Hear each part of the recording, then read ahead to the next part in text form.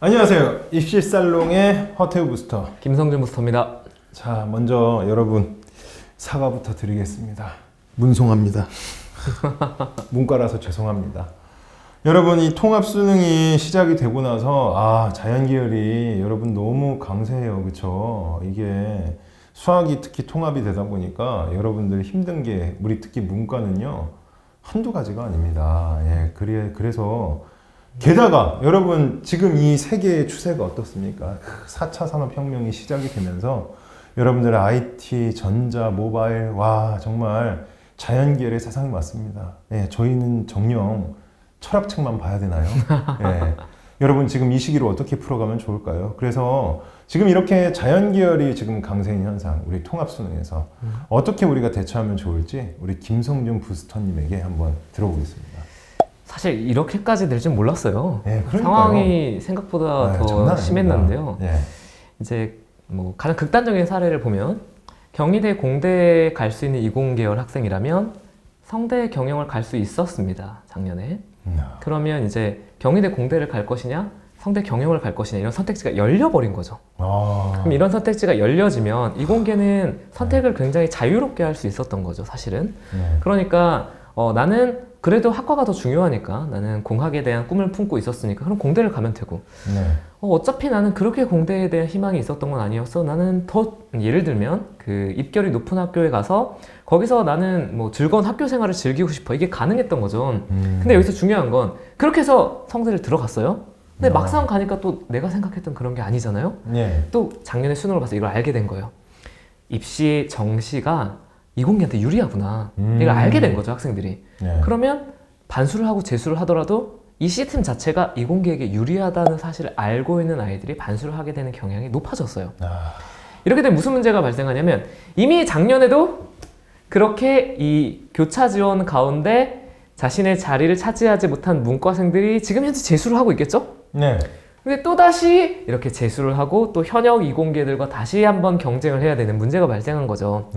사실은 문과 학생들이 이과로 교차 지원하는 건 힘들어요. 현실성이 조금 없죠. 근데 이과 아이들이 문과로 교차 지원하는 건 상대적으로 쉬웠던 거예요. 그러면 이과 아이들은 이과 아이들끼리만 경쟁하면 되는데, 문과 아이들은 문과랑도 경쟁하고 이과랑도 경쟁해야 되는 상황이 벌어진 겁니다.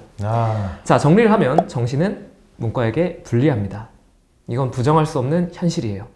그러면 이제 문과가 선택을 해줘야 되거든요. 그럼 문과는 사실은 수시로 전략적인 접근을 할 수밖에 없는 상황이 됐어요. 그러니까 이걸 모르고 있으면 굉장히 위험합니다. 알고 있어야겠죠. 그래서 문과는 어쨌든 선택적, 전략적 접근으로 수시를 선택하게 되는데, 내신이 좋으면 교과학종을 쓰면 됩니다.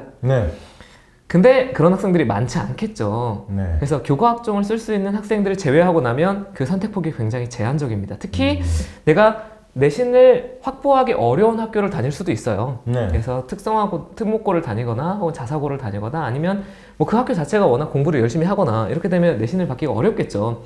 그러면 선택을 할 수 없는 상황이라서 어쩔 수 없이 사실은 논술을 하게 되는데, 어쩔 수 없는 건 없어요. 논술은 굉장히 좋은 기회입니다. 그래서 상위 학교로 가기 위한 기회로서 정시가 제한적일 가능성이 높다는 사실은 주지의 사실이기 때문에 문과 학생들의 경우에는 빨리 선택을 해줘야 돼요. 6월 모의고사를 봐서 알 거예요. 변환 표준 점수 차이가 큽니다. 그래서 이과 학생들과 문과 학생들이 똑같이 틀렸다고 전제해 볼게요. 똑같이 9개를 틀렸다고. 정시 전체에서. 변환 표준 점수로 10점 가까이 차이가 날 수도 있어요, 지금 현재. 그러니까 같은 개수를 틀려도 표준 점수에서 차이가 납니다. 그러면 똑같이 공부 잘한 건데 원점수는 똑같은데 변환 표준 점수에서는 10점 차이가 나버리는 거예요. 근데 여러분들 아시겠지만 정시는 5점 정도면 학교 라인업이 바뀌어요. 그래서 정시 변환 표준 점수로 5점 정도가 차이가 나면, 예를 들면 우리가 뭐 시중에서 보통 사용하는 국승세단에서 건동홍으로 올라가 버립니다. 그러니까 이게 5점 정도면 그 정도가 올라가는데 10점 차이면 굉장히 큰 차이예요. 그러니까 지금 현재 정시를 기준으로는 어렵습니다.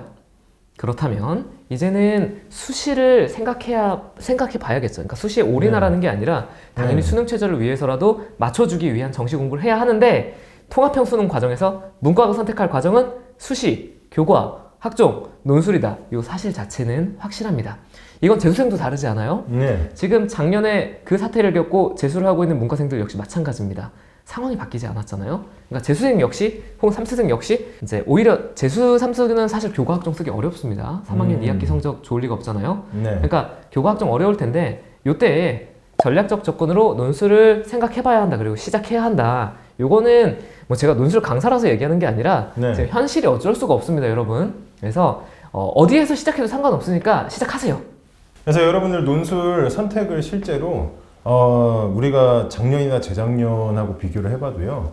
이제 저희 학원 같은 경우에도 굉장히 빨리 이제 선택을 하고 있어요. 아무래도 여러분들이 지금 김성준 부스터님 말씀도 잘 들으셨겠지만은 굉장히 그 문과 학생들의 문신의 폭이 좁아지고 있고 이제 논술은 하나의 선택지가 아닌 필수가 되고 있기 때문에 굉장히 빠른 속도로 학생들이 유입이 되고 있습니다.